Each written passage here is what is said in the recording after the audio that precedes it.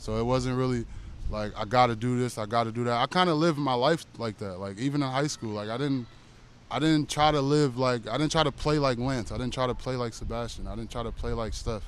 Like it was me. Like if you go back and look at any article that I did when I was young, they were like, how do you feel being considered like next up? And I'm like, bro, I'm Isaiah. Like this is who I am. This is who I'm gonna be. Like they did what they did. I'm gonna do what I do. Like so, and it was to the point where a lot of people didn't even like interviewing me anymore because they didn't get that coverage they wanted. Like they didn't get that.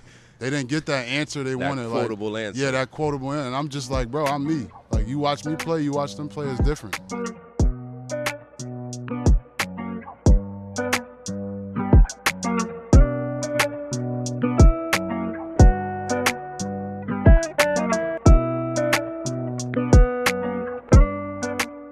Back here once again on another edition of Reporting Live One Sitdowns. You already know where I'm at for those that are in the Streetball scene, but we are in Coney Island, and there's only one spot in Coney Island we go to whenever we're filming. And on that note, I'm gonna just let the guest introduce himself, and you can take the floor and talk to the people, sir. Isaiah Whitehead, Coney Island, man. We out here. Isaiah Whitehead, Lance Stephenson tournament now. We collab, so it's gonna be a good summer. Gonna be a great summer. I want to just get that out the way first. I was talking to one of the guys earlier a couple days ago. The page now says Isaiah Whitehead. Added a BR. BR stands for Born Ready. For those that don't know, Born Ready, that's part of Lance Stephenson's group and business. So, what went behind that? Why was this year the year for you guys to make that partnership? I think this year was the year because we trying to bring Coney Island together. I mean, everywhere we go to Gersh, we go to Zone 6. They're like combined as a community. Mm-hmm. So I think we have a lot of like basketball influencers here that we could join together and make it bigger than everyone else. So I think we definitely, that's our goal, to be the best tournament. So I think us being together is definitely bigger than just my name. So. See, I like when you say bigger than your name because you guys are going into your 4th year running, correct?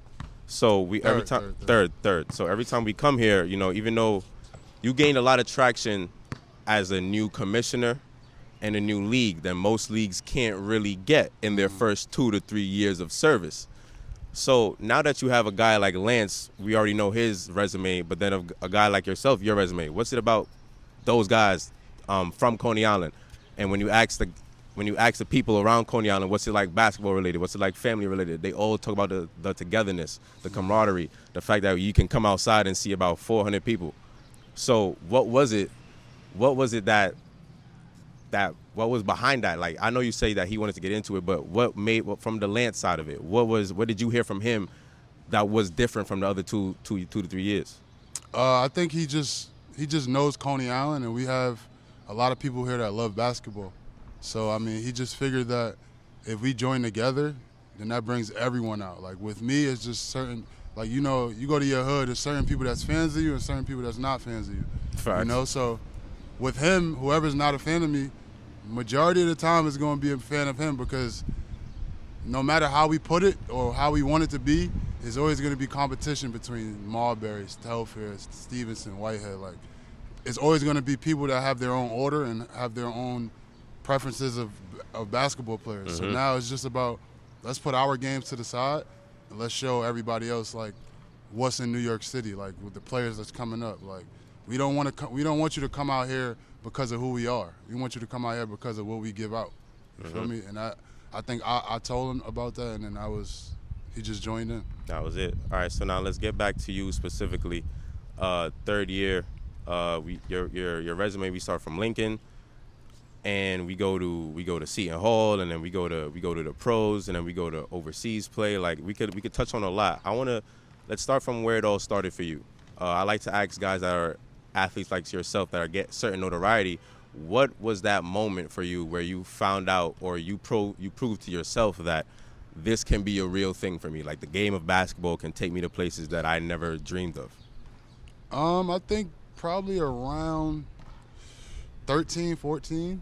I was starting to play. Like, I always played, like outside and things like that. But just playing my first games and stuff like that was probably around those ages. So when 13, like, do you have a specific moment? Do you have a specific play where it was like, damn, like, I just did that in that time frame where you can remember? I can't say a specific moment or play, but I did go to like AAU nationals at like 13 years old, and when I left there, I was like top 10 in the country, and that was like my first big tournament. So I kind of figured like if I was amongst the best top like 13-year-olds in the country, then I could probably take basketball really serious. Okay, so it's highly scouted. Your time at Lincoln High School.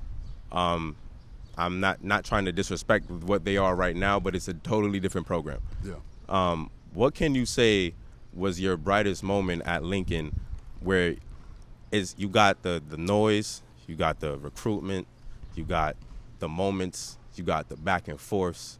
What was that moment like for you personally, where you just had like what was that moment for you like? What was it? What did it feel like? What was your fondest moments of that time? I think my biggest moment in Lincoln was when we won the championship my junior year. My first 2 years, I had nagging injuries that really prevented me from playing the whole year and then getting ready for the playoffs and things like that. So I think my junior year is my first year I was actually like 100% healthy, and we went on to win the championship. Like that's like a big thing in Coney Island. You go to Lincoln, you win championships. So facts. Like when I didn't win the first 2 years, it was stuck in my head. Like I have to win. Like there's no way I'm gonna go these years in high school as the next big thing out of Lincoln and I don't win a championship. So I had to win my junior year for sure. So I look at when you go in New York City, I spoke to G. before, and he talked about his rivalry with Sebastian Telfair. Two guys across Brooklyn making the same amount of noise. One thinks they're better than the other. Who was your rival or a team possibly during that time that you just either couldn't get past, or every time you played them, it was intense battles? I would probably say Boys and Girls High School, Lincoln Boys and Girls. That's a big rivalry in itself, like before me. So I just came in and I took over that rivalry. But they beat me my first 2 years. Like I couldn't get over the hump. I couldn't beat them. No matter what I did, I just couldn't beat them. I had big games. I had big points games, assist games, rebounds games. Like I just couldn't, no matter what we did, I just couldn't beat them in the playoffs. Like in the regular season, we'll beat them. But in the playoffs, they got us. But like I said, in my last 2 years, I got the better of them. So, did the pressure ever feel too much at that young age to perform? I don't think it ever felt too much because I dealt with it since 13. Like I said, once I was top in the country at 13, like that's when the headlines. Like after AAU Nationals, I was on the back of the post.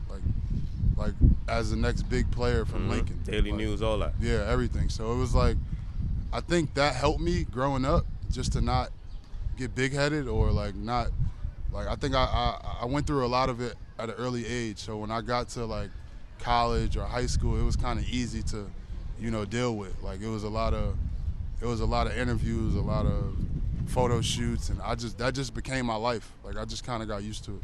Who were the people that guided you? Because it sounds like you kind of went through this not by yourself, but you were able to mature through yourself, as in you took those steps, you took those experiences, the ups, the downs, and you were able to mature yourself. Who was the outside voice that calmed you down when you couldn't do it for yourself? There was multiple people. I spoke to Lance. I spoke to my mom, my uncle. It was a lot of people that watched the guys before me.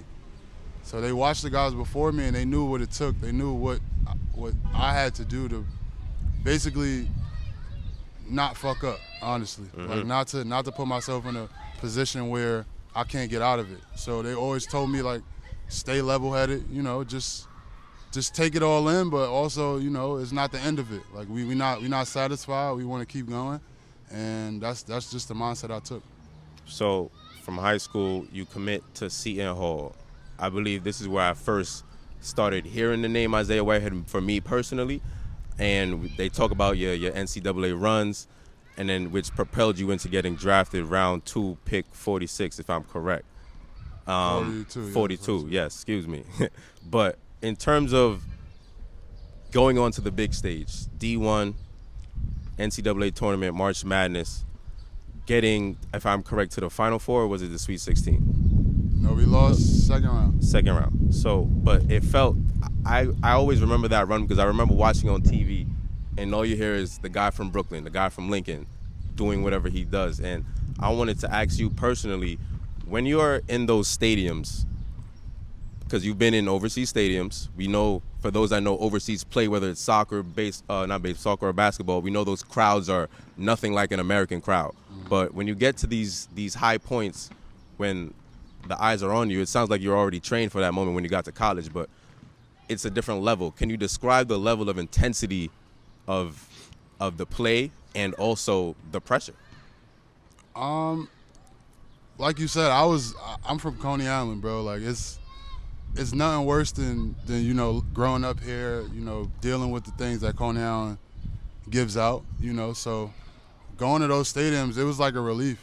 Like I felt like I made it before I made it. Like to play in a Prudential Center in front of 20,000, it was like I went from playing here in front of 20, 30 people like every day. So it was like I felt it wasn't no pressure. It was kind of like we're not where we were. So like let's go to the next level.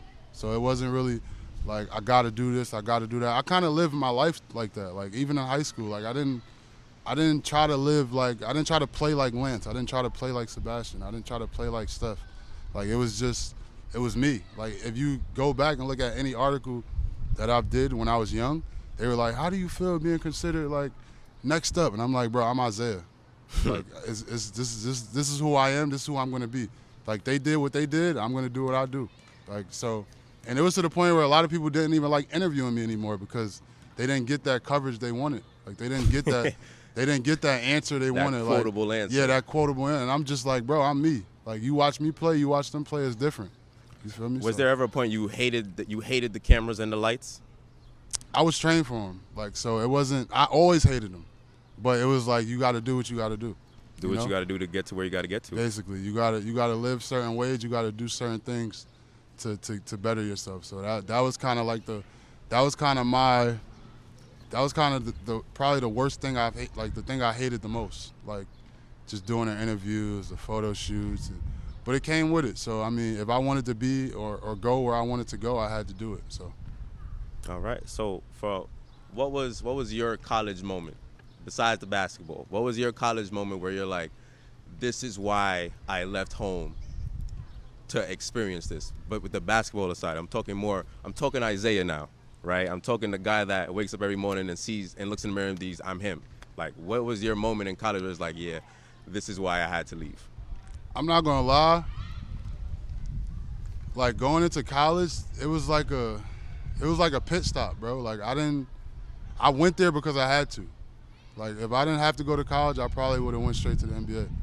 Like I was highly regarded, top like number 2, number 1 shooting guard in the country. Like college was fun, but it was kind of for me to get out of there. You know, I got hurt my first year. That kind of stalled it a little bit. But then my second year, I think me getting hurt was actually good because I matured, like as a player, as a person, you know, just going through that college grind. And honestly, in college, I didn't have fun. Like I wanted to go to the NBA and that was it. Like I didn't go to parties. Just a business move. Yeah, I didn't go to parties. I didn't drink, hang out. I went to the gym. I went to study hall. I went home, went to sleep. Like I didn't enjoy college. Interesting. So, when you say you don't enjoy college, and like, was that the point where basketball was more so? Even though that's your love, your dream, you love playing basketball and being involved with it. Did it seem more so like a job, but like a job that you didn't like? Like I just want to make sure I'm gauging that properly. That point of your life where you felt like it was a pit stop. Was that like, what was basketball just a job at that point? I would say college was a job interview, you know, because I was trying to go to the NBA. That was the ultimate job.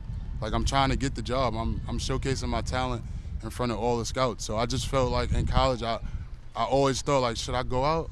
Nah, I gotta be ready. I'm playing in front of the Bulls tomorrow. I'm playing in front of Golden State. So it's like that was my mindset in college. So it was more of like a job interview. Like I knew everything I did there was gonna be asked about the next year when I went to enter the draft. So it was kind of like I was being considerate of the next year. Okay. So the mindset, you clearly had the mindset early. You knew what you wanted to do, and then draft night comes, and you're picked round 2, pick number 42, like as we said. What was that night? What was that night for you personally? What was it when you turned the TV on, or were you in the stadium? Like, what was it like? And tell me that night from beginning to end. I mean, it was great. I mean, it was everything we worked for. Like, I remember being here, coming downstairs, shooting, playing, just with my friends. It was everything I imagined. Like, I mean, even if it was second round.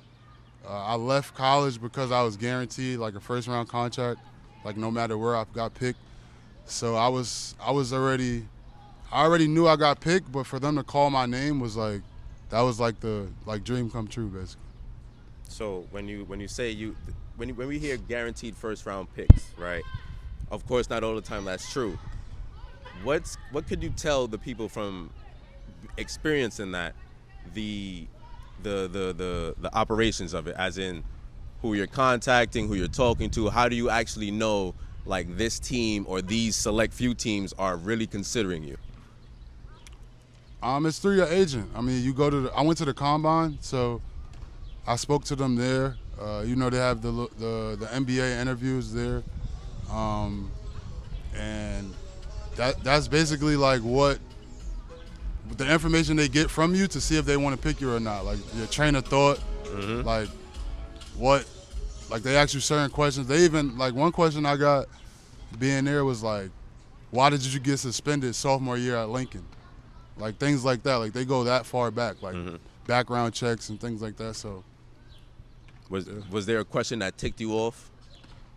Not really. I was really expected. Like I said, I got a lot of guys that done it, been through the process. So like, I called Lance, I called Sebastian, like, yo, how is this? And they could tell me step by step. So I kind of had to cheat.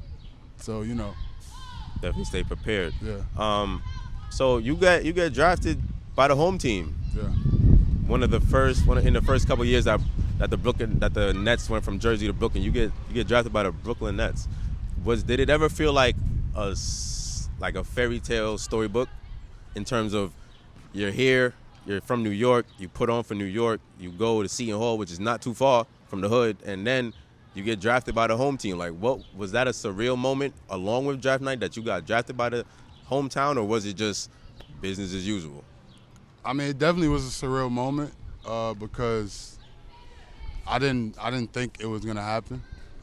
We actually got guaranteed by another team. I forgot the exact team, but we got guaranteed by someone else. But then they ended up picking, I think Utah picked me, and then the Nets traded for me. So it was definitely a surreal moment. Like it definitely felt like a fairy tale like story for sure, because I've never left the metropolitan area like to play basketball. So it was definitely a fairy tale story. So let's move we go to the NBA and we go overseas. There's a lot of different talks about it from the outside looking in, and your production there, and then having you having to go overseas. What was the decision like to go from NBA to decide, okay, I'm gonna take my career overseas, and which you believe is a better opportunity for yourself? Yeah, the decision was my second year with the Nets. I played, I think, like 12 to 15 games. I was in the G League for a little while, but then like my last game with the G League, the game over, we're up like 20 points. I went up for a layup. A guy just bridged me. Like he bridged me, I landed on my wrist. So now my wrist is like ruptured. Like I couldn't do this. Like I couldn't pick it up like this at all. So now it's tough because now I'm going to be in a cast for 7-8 months, right? So now I'm in a cast for 7-8 months. My option with the Nets is month 6. So, like, for them to pick up my player option. So it's like month 6. So I'm talking to them, whatever. And I could have played after like rehab, stuff like that. Mm-hmm. But the Nets was like, nah, don't worry about it. Like, just get the surgery. You're going to be all right, whatever. I get the surgery. I'm in a cast. And basically, I'm in Vegas, the summer league, with the team. I can't play, obviously. And I get a call like, oh, you got traded to Denver. But a lot of people don't know in the NBA, you get traded, you can't be on that team because you won't pass the physical because you're hurt. Exactly. So it's like, that's why, the Nets basically traded me to get cut. But I got my money, but it was like, I'm not on the team no more, and I'm hurt. So it's like, because everybody knows once the trade happens, you have to pass a physical for the trade to go through. Exactly. Yeah. So I got hurt, and then they traded me. I basically necessarily got cut from Denver because I couldn't pass the physical. Mm-hmm. And then at that point, it was just like my cast come off in 2 months, 2-3 months. And overseas start in 4 months. So it was like my cast came off. I was working out. Then like we had a couple NBA offers, but it wasn't like guaranteed contracts because they didn't know about my wrist. They didn't know if it was still hurt or if it was healthy. And then we got an offer from Russia. It was like 1.3. We was like, we out. Like it was no like no ifs, ands, or buts. No ifs, ands. Like we from Coney Island, bro. We not putting money. You're not leaving money on the table. Like that's not happening. So that was like the biggest choice of going there. Like was to keep the financial stability that I had the last 2 years. So I know you just said it's financial stability, but like you said, you're from Coney Island, and a lot of guys dream of what you accomplished. Mm-hmm. And I'm asking, did it ever feel like did you ever think in your mind that you wouldn't say gave up your dream, but you gave up the NBA side of your dream too quickly? Did that ever come across your mind? Not really, because like midway through Russia, I came back to Detroit. Mm-hmm. So it was like, I didn't give up the dream. I knew if I went over there, played, showed people that I could still play, that my hand was good, that I would come back, which happened. Like with Detroit, I was with them for the playoffs that year. So yeah, everything was good. And I didn't really give up the dream, but at some point, it's too political to like fight with it. You know, it's too political to have 1 foot in, 1 foot out. Like I think. You do anything, you have 1 foot in, 1 foot out, it's not going to work out. Mm-hmm. So I just kind of programmed my mind like, all right, I'm going to go overseas and collect these checks and take care of my family. So, because from the outside looking in, but a lot of people don't know these details. A lot of people don't know the fact that, I got traded at a time where they knew I was going to get cut. A lot of people don't know the money at some point is going to talk to you more than the image and the lifestyle. Facts. So, what do you, when you hear that, because that's in the streets. That is something that when people bring up your name, they bring up, he went to the A, but then he's over here. People don't know. But if certain people don't do their research, they don't know that you're still putting in the same pain that you would have put in. What's that like dealing with all that politics? Because I don't like politics, and I know you don't like politics. Yeah. So what's it like dealing with those things when people see your face every day? I don't think it's tough to deal with. I think it's like, the way I think of it is like, they just don't have the information. Like they don't, like I don't listen to people that's not informed about the right things. You know, like even normal conversations. Like if it don't make sense to me, I don't pay it no mind. So mm-hmm. like, I think when people say certain things and like honestly, bro, like if I was an asshole, I could say, hey, bro, you broke. Like, I did this, I did that. Leave me alone. Mm-hmm. You feel me? But I'm not that guy. I'm not gonna belittle someone for me to look bigger. You know, like I'm not gonna do that. So sometimes you just gotta let people have their day. Like, just, all right, bro, cool. Like, I don't wanna, no argument here. Like, whatever you think is cool. Like, I'll go home to my family. My family well taken care of. Nobody in my family paid bills in the last 8-9 years.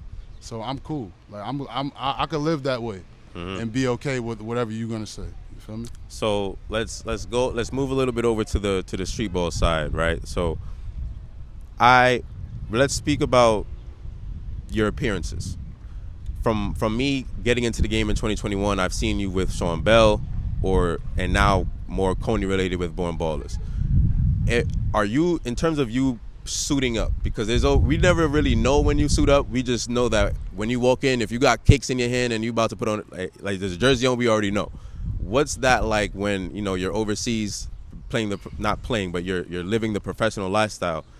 Coming in, sometimes we don't see you for 5-6 months, and then you pull up with a jersey. What's that like making that decision? Or like, okay, I'm gonna play here. What are your allegiances? Why has it been so minimal to the outside? I mean, honestly, I think it'd be just the night before, and I'd be just like, yo, do I want to go play or do I want to hoop? Like, a lot of people put too much thought into things. Like, it's just like if you wake up and say you want to go play ball. Like, it's the same thing. Like, it's not that big of a deal. Like, I play on certain teams that, I know, because I don't never want to put a coach or a team in a position where they need me every game. So I won't play like a lot of people like, oh, he played with Sean Bell or he played with Bone Ballers. Like, they have teams, they loaded already. And I'm playing that because I know they're going to be good without me. Like, I'm not going to be there every game. I'm not going to be there like 3-4 tournaments and playing 2 games a day, and I'm not going to be there. So why would I go to a team that I'm going to tease them 2 games and be there and we win, and then when I'm not there, we lose? You feel me? It don't make sense.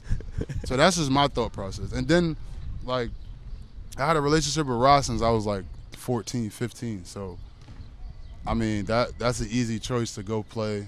And then guys like my big bros play, like Kyle Anderson, Lance, like they all play for him. So it's an easy choice. It was an easy choice to play.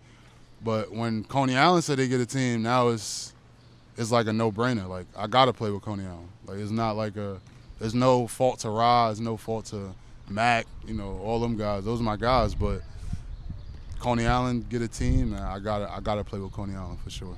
I like that look. The team that you guys recently brought out, just for people that are watching, you guys just was in Gerst for, I believe that was your first game ever playing in Gerst. That was the first game on the schedule for this season. And just that dynamic. There's you, there's T-Born, there's Lance, there's you, there's Kev, there's Man, and like, what's that dynamic? I know when we look at it on paper on the outside, we know, okay, there's hierarchies. Guys might want the ball more than the others, but other guys might need that ball. What's that like going through those side of politics of the game where you have to go through as somebody as good as yourself and is going to be put in that position? I think it's tough for us to join that team because we don't really play a lot together.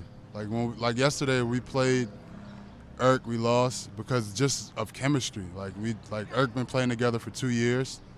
So it's tough to go beat a team that's used to playing with each other, used to taking certain shots, used to one person bringing the ball up, one person posting up.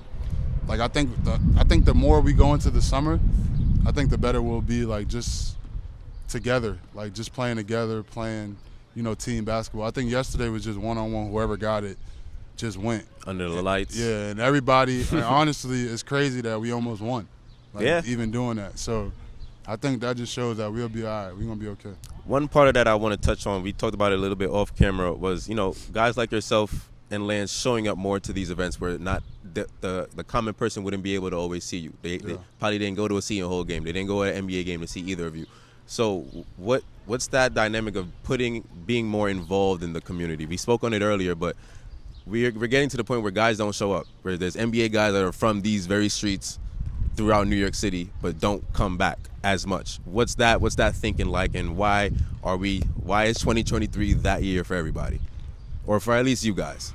I mean, for us, I think we've been like in and out for a couple years. Like, we'll play, we won't play for like 2-3 weeks, we'll play. And this year we just sat down like, yo, we're gonna have the tournament, we're gonna have our own tournament, we're gonna be more a part of the streetball life. Just with Coney Island, because we think Coney Island, like Tyler and all them guys, they shouldn't be playing with crosstown teams. Like, if you think about it, like the Brooklyn Stompers, like Irk Productions, or like, any of the teams in the six. Yeah, like these teams had our product, and they're winning because of our product. So it's like, why would we just let them keep branching off and we could just keep it home? And if me and Lance are still active, like the only 2 still active NBA guys, like, why wouldn't we just go play? Like, and for everyone else that don't come outside, I mean, honestly just say like they scared, bro. Like there's no way I'm from New York. I grew up playing in the parks, street ball, things like that, and you around and you just don't want to hoop. Like that's insane. It just don't make no sense. Like honestly, like, and if you, like, I mean, I don't think, like, and I think it's them being scared, but I think it's also them not like wanting to play bad. You know, like they don't want it as much. They don't want to go out there play bad. And now people like, oh, you trash, blah blah blah blah blah. Like. So, like, me, I don't care about that. Like, I'm going to go play regardless. I mean, like, and the craziest thing is I just told TB this yesterday. I'm like, yo, bro, like, he's like, yo, the crowd going crazy. Like, the people talking shit about you, blah, blah, blah.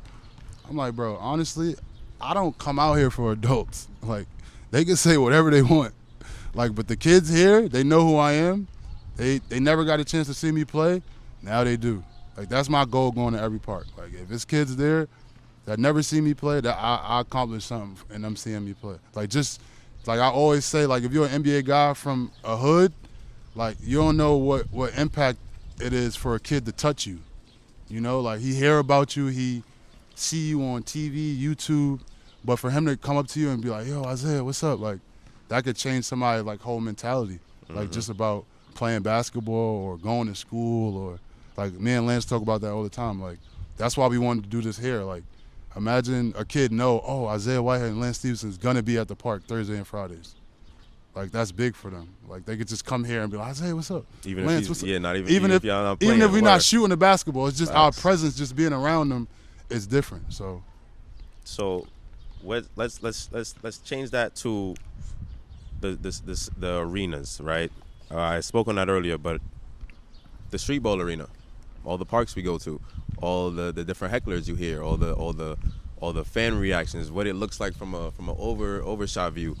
Do these moments ever give you chills? Do these moments ever surprise you anymore? Do these moments, because like I already said, you been in these moments, but like when it comes to Streetball, what's different about it from the main stage that attracts you so much?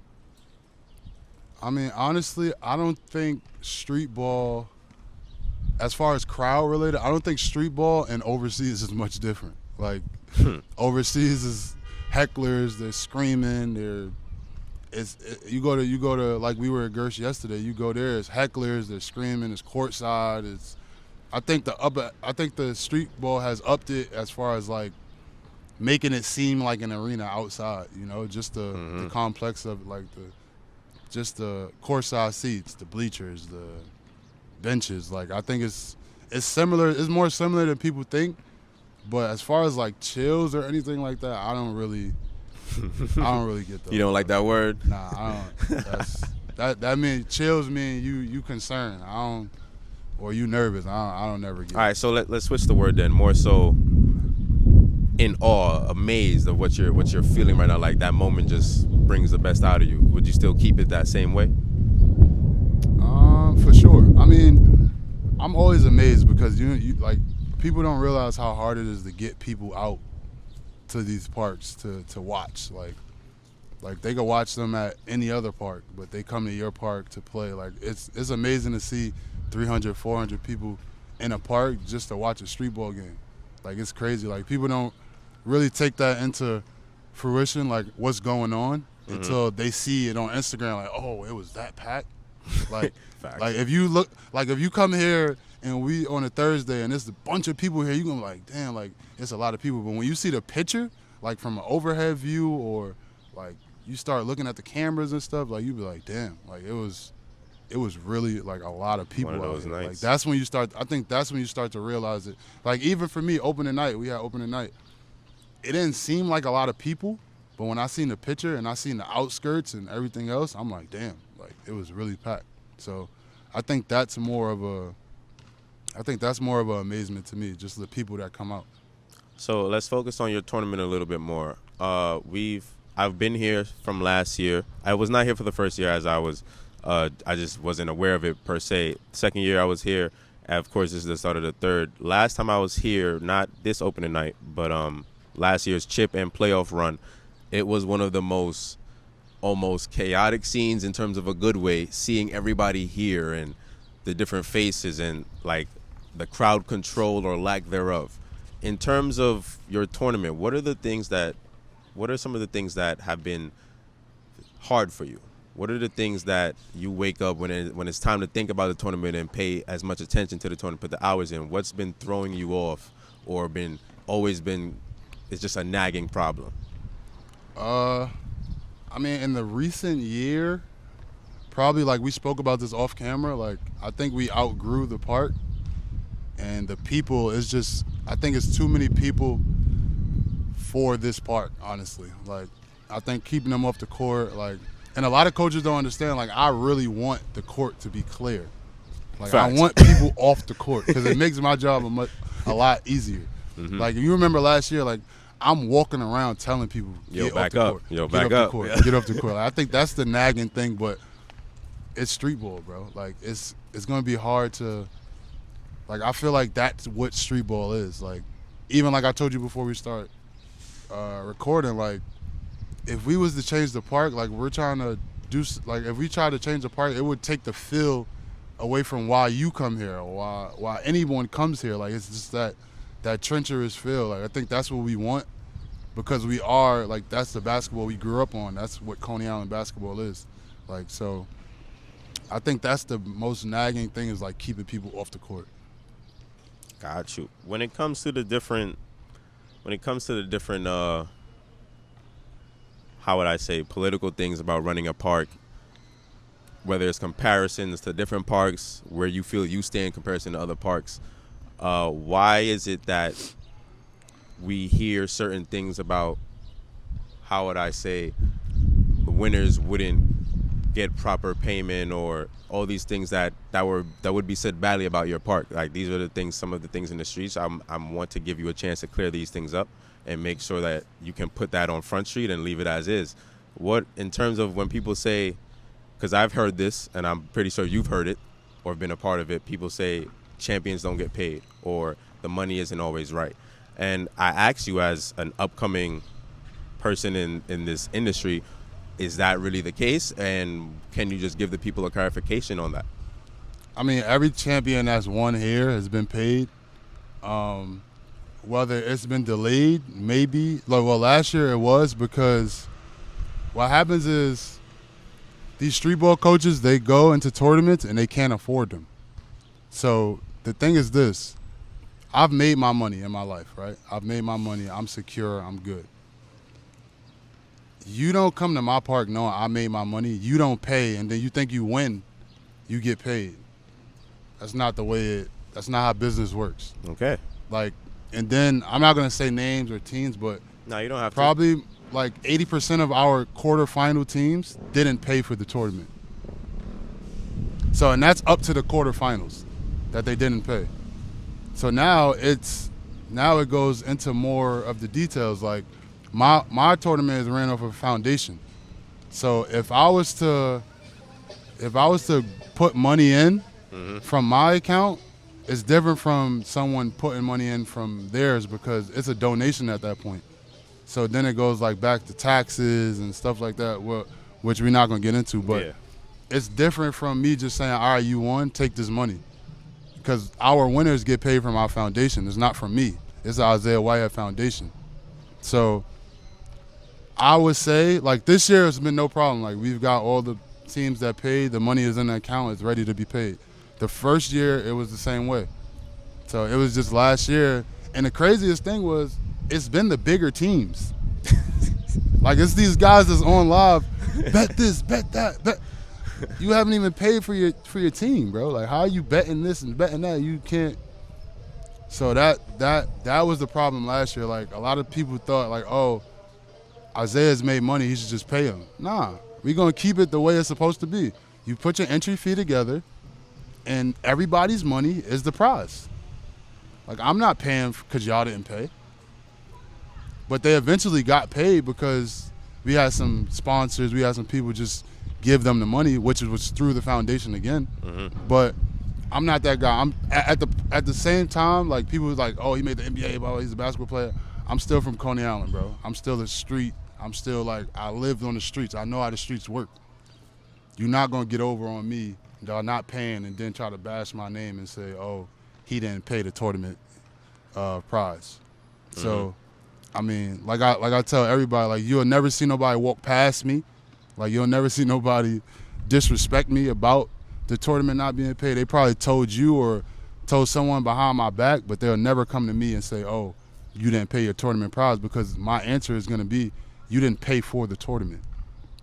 All right. So they can tell you, they can tell him over there, they can tell somebody else, but they'll never come to me because they know I know the real. So. Got you. And we're just going to leave it at that. Yeah. So in terms of, there was a point, you know, with your tournament, there's the good days and then there's the bad days.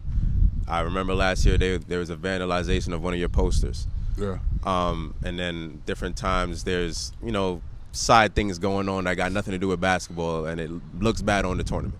What's it been like trying to clean up the hood, in a sense, trying to let the people know, like, this is not a place where you can just come in and just do whatever you want. There's organized things going on. Enjoy what you see and what you can get, and then keep it safe. What's been the hardest tackle in trying to clean up the things that can't happen every single day? I mean, that's the hardest thing, probably. Like I said, I think all that stems from being on the court again, like just a fan being able to talk to a player face to face, or like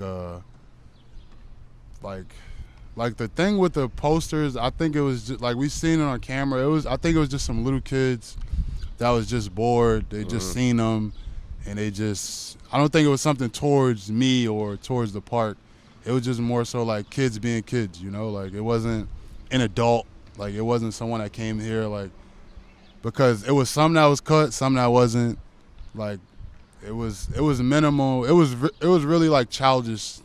Like, honestly, like, yeah. If someone wanted to mess the tournament up, I don't think they would cut the band like an adult. You know, like, it would be something much different than that. But as far as like everything else, I mean, this year we've hired security. Like, we hired a lot of more security. I think we started opening day, I think we had 5. Then, like, going forward, we're gonna have 10 security guards. So we've definitely cleaned that up.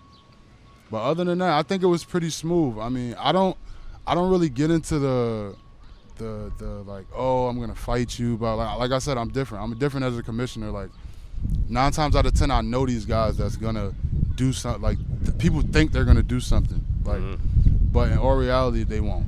Like, it just won't happen. Like, we're one of the only tournaments that don't check, like, don't search to come in the park, and we have nothing ever like happen in the park. So I think that goes to show that we really control our hood. We have the respect in our hoods for the tournament to be safe. I mean, that's our main goal. Like, people to come here, have a good time, and get home safely.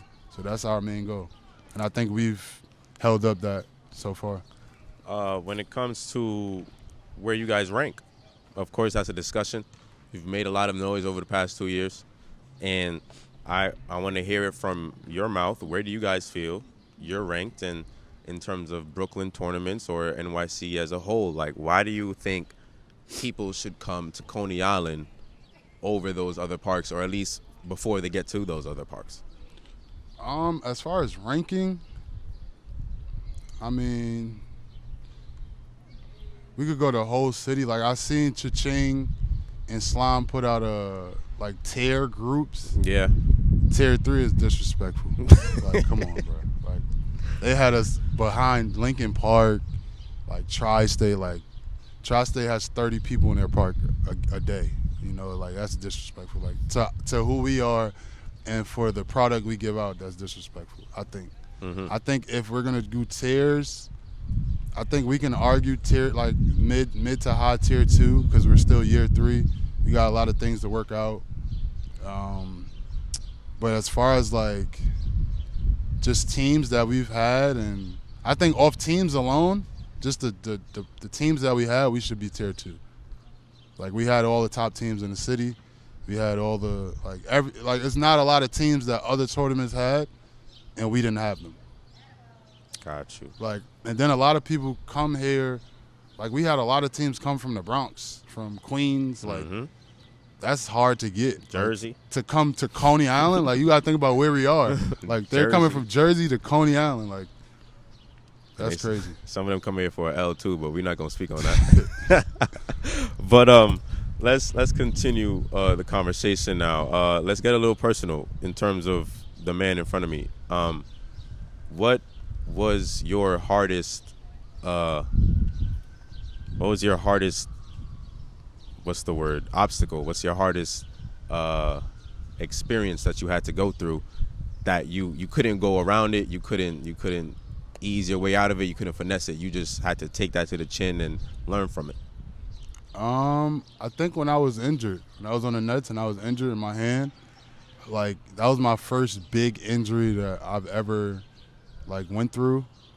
And it's tough to do something every day, like probably for the last, like, before that, probably like 6-7 years every day, like, you're doing it.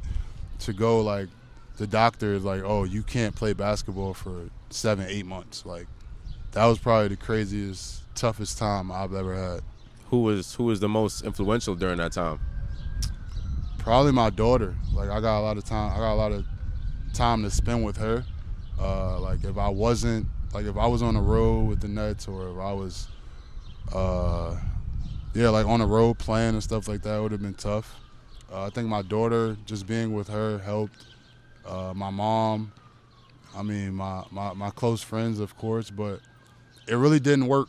Like basketball was like everything. So for it to be taken away, it was like, I'm pretty sure you talk to anyone that had a really big injury, a basketball player, and it's like, you can't, like, I learned how to shoot with my left hand, like, because I just wanted to play so bad. Like, I would work out with a hard cast, only left hand.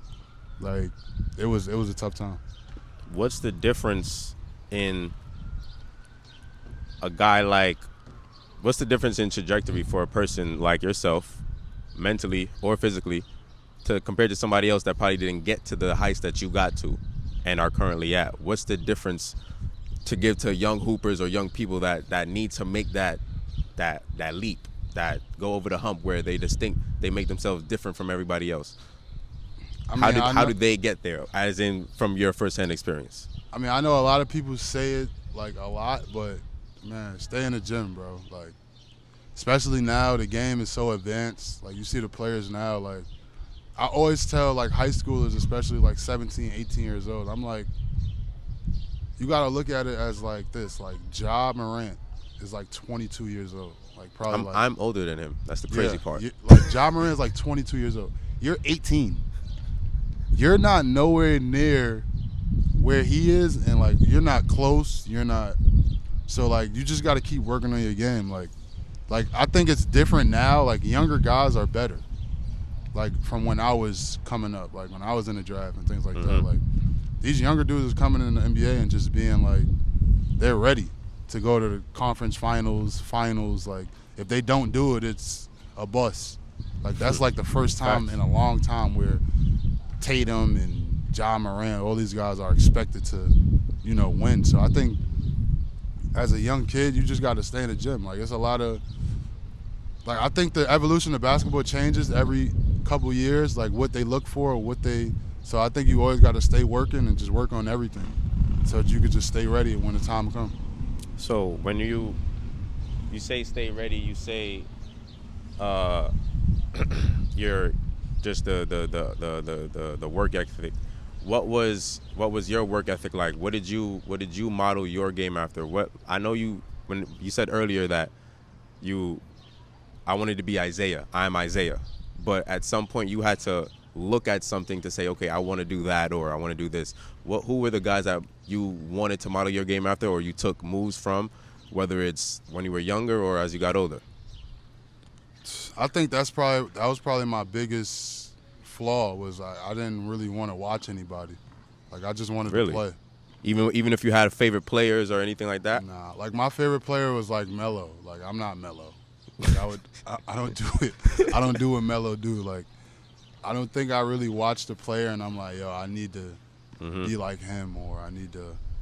I think if I did, maybe it would have, like, helped me more. But I don't think like I always focused on my game and just trying to play the way I play and just keep sharpening the tools that I had. So. All right, so let's go into some rapid fire. I'm gonna just throw off some names or places or things, and give me the first few words that come to your mind when you hear them. So, we spoke briefly about this man. He likes to be called the Great One. So, Coach Rod, talk to me. What do you think about when you hear him or when you see him any day? Rod, man, I think Rod. Like I just said this on live the other day, and Fridge got mad at me. I said, I think Rod's like the Phil Jackson of Streetball. Like he's a guy you can't argue with because he's won everywhere. You might beat him here and there, but at the end of the day, I think he's always gonna be in that championship or in that semifinal. Like I think he's probably like the Phil Jackson of Streetball. Like his resume speaks for itself. Like you can't argue about you being a coach versus him because 9 times out of 10, he's beat you 6, 7 more times than you beat him. Got you. So next name, we're gonna go with Tyler Bourne. Man, honestly, a lot of people don't know. TB is the heart of Coney right now. Like Coney follows where he goes. Like, and a lot of people don't know that, but I mean, he's definitely special. I mean, I wish he could have took it more into college and things like that. But I mean, he's definitely a special player, and he's definitely the heart of Coney Island right now. So someone who has been a new addition to your park, the MC, the voice, as he likes to call himself, Rod Slime. I mean, Slime different, man. He bring that different energy that like, and I always tell him like he's a part of why our crowd is like this. Like he brings people to the park. Like people know he's gonna be on the mic and they're comfortable with coming. So I always salute him. I appreciate him for what he do. We got more into the business side this year. Just me respecting his craft, you know, just not as a brother, you know. Like I don't want to use that brother word and try to get him to come out here. Like we gotta respect your craft, what you do, and you're gonna get rewarded for it. So I'm blessed to have him. I mean, the park is blessed to have him. So he definitely, I think, the best MC in the city right now. Standing on that. For sure, 100%. Heard you. He said it. That's what he believes. The next one I would like to go to is our family, and by family I mean you spoke on your daughter, but I believe you recently have a son as well. So speak about your kids. My kids is everything, man. They the reason I go overseas for 10 months. Like if I didn't have kids, I probably wouldn't do it. Like it's a grind. I mean, but for them to live like I live, or for them to withstand the life that they live now, I got to do it. So I mean, they're everything to me. I mean, they could get anything they want. Like I'm pretty sure if you've seen my Instagram stories, like being in Target or stuff like that, they get whatever they want. They know they could get whatever they want. And yeah, they're everything. Like without my kids, I probably wouldn't. Honestly, I probably would be retiring in 2-3 years. Like without my kids, like from professional basketball. So I want to follow up on that. We could go 2 ways from that. Your kids, in terms of the day where you first became a father, like that day, as a black man, as a man, New York City, like what weighed on your mind? What was that thought process to tell guys that don't got kids, like what can they expect? Like what was, just give us those first 2 to 3 days, like man. Boom kid, or not even boom kid, labor kid, post everything, and just talk about that. Just expect the unexpected, man, for sure, with kids. Like you know, all right, you gotta change Pampers, you gotta clean throw up, you gotta do this. But man, like I think honestly, when they're newborns, it's the easiest. Like when they start walking and talking and knowing what they're doing, that's like the toughest time. Like right now, my son at 1, like he's like, I think this is gonna be the bad, like the worst he's gonna be. Like he walking around, throwing stuff on the floor, not picking it up. Like, it's around that stage where you walking around the house and you tripping over toys. Like, that type of stage. Like, word. So, like, but they're a blessing, man. Like, you can't, like, if you, like, I always tell people, like, that I'm around. Like, if you don't take care of your kids, bro, like, I can't be your friend. Like, it's impossible. Like, just because how much I know how hard it is for someone to be a single parent, like, for my mom. Mm-hmm. Like, growing up, like, I can't respect you if you my bro or my man and you don't take care of your kid. Like, I take that into, like, accountability a lot. So we'll go on there. I have another follow-up, but I'll save that question for last. A couple more names. Lance, it seems that Lance has been in your life as a mentor, brother, friend for a very long time. How deep is that connection, and how has it shaped your life? I mean, I think it shaped my life a lot because I've had him to see what not to do and what to do. Like, he's made mistakes, and he's always, like, drilled into my head, hey, don't do this, don't do that. So I think that's why my career has been more clean cut than other Coney guys, you know, just because, like, I've had those guys to know what to do, not to do. So I'm always grateful for them. But, like, a lot of people don't know, like, Lance lived in my building 3 floors above me. So, like, when he was in Lincoln, I was in junior high school, like, I've always had Lance Right like upstairs. just upstairs. I could go knock on his door and be like, yo, did you ever go to this camp, or should I go here, or should I go there? Like, I've always had him. So, like, and a lot of people, Coach Tiny just actually called me yesterday. He was like, you know why I think your park is going to be big? And I'm like, wow. He's like, nobody can say right now that their park is led by 2 McDonald's All-Americans from the same building. Same hood. Same hood. So I've always, like even, like, when you asked me before, like, why did he want to join? I think I think Coney Island was separated, but now we're, like, coming together, and, like, with the team, like, we never had a team nowhere. Like, now we got a team. Me and him got the tournament. Like, Sebastian Telfair, we working on a couple of things that's going to surprise people. So, like, I think Coney Island is really coming together, and it's going to be a go-to, like, have to go-to spot, like, in the next couple of years. Like, people are going to have to go there. Like, our main goal is to be the Gersh or, like, the Dykeman and stuff like that. Like, that's what we're going towards. So, but I think we're going to get there. Got you. I had a couple more, but I feel like it now calls for this question.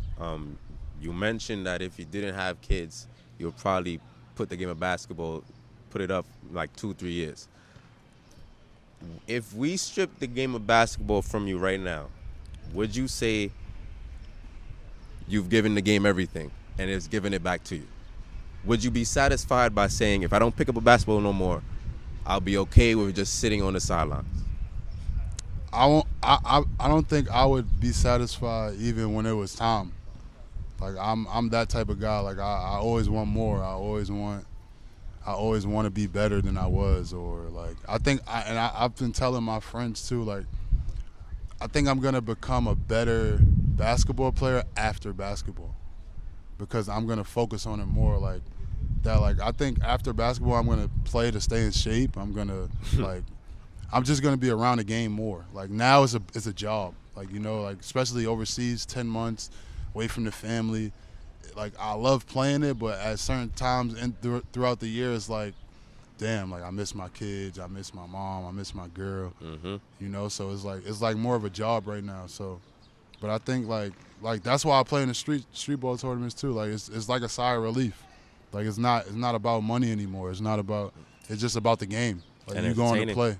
Yeah. So, I think that's why. I think streetball is a big reason why I haven't, like, said, like, all right, like, I'm tired of going overseas, or I'm tired of, like, it's just like that. The joy of the game, like, I had it this past season, like, having fun playing. So I'm going off of a good year, but as far as, like, streetball, like, I think that's when I'm having the most fun. Like, I'm around the people I know. Like, just think about going overseas 10 months and none of your friends can see you play.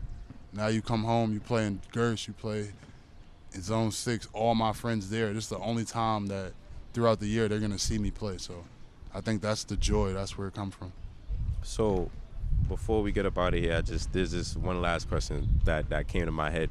The people that don't see you play, put in the time in, but then there's the guys that are putting the time in with you. And one of the guys that you put time in a Streetball jersey with, and you've played against overseas, I was watching on YouTube probably a couple months ago. I forgot when that actually happened, but you and Bryce Jones, two guys from New York City going at it on an overseas level on a big stage in the playoffs. I look at that as a smiling moment because I'm not really rooting for nobody now. I'm just hoping that the guys put on for the city, because half the time not everybody's going to see this matchup right here on a big time level, but they'll see it on this level, even though I'm not trying to compare it too much, but there's levels and there's different types of game styles and gameplays. So when you're away like that, but then you see guys that you would see out here, and you're playing against them or playing with them, what does that do to you? That's a refreshment. Like a lot of people don't know too. Like Bryce is on that team, Desi Rodriguez on that team that I played with in high school and Seton Hall. So, like to see those faces is like to see your friends. Like imagine you go 7 months, you don't see no friends, no nothing. Then you see them two. It's like damn. It kind of like gave me a new way of thinking of being there. Like I got a little refreshment. I seen my friends. I hung out with them. I got dinner, had some drinks. And I was like, all right, like that's what I needed that. I needed that like that energy from them just to continue going. And I'm pretty sure they needed it from me too. Like a lot of people don't know overseas is a grind, bro. Like it's a grind. Like 10 months, 2 practices a day. Imagine you go 2 practices a day. You going home to yourself.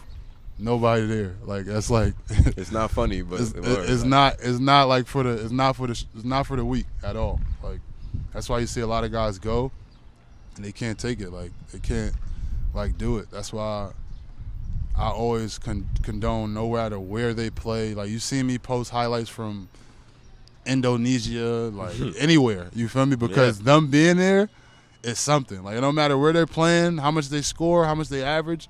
Them being there to take care of their family is like a crazy commitment. And I'm pretty sure like you could ask G. Irv, like a lot of the vets like Delroy, like Z. Nix, like a lot of those veteran players, like you could ask them if actually them being over there for 10 months played a role in them retiring. And I guarantee all of them say yes. Like that's like a real grind.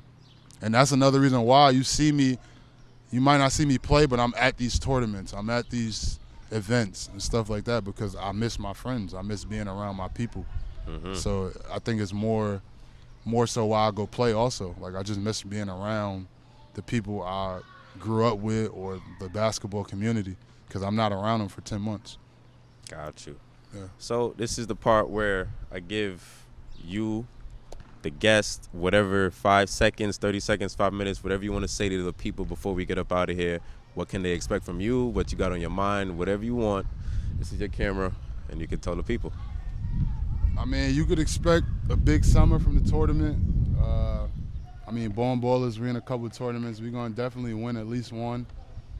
And yeah, we outside, man. A lot of people got a lot to say about me, but one thing they can't say is that I'm not outside, so. When you see me, take your best punch. He said take your best punch, ladies and gentlemen. Isaiah Whitehead, youngest commissioner, kicking it. New foundation, new year, new everything. Thank you, sir, for taking my platform and being here and gracing us today. And hopefully we'll see you again and we'll be outside with you. For sure. See you guys next time. SwayReportingLive One on One Sitdowns.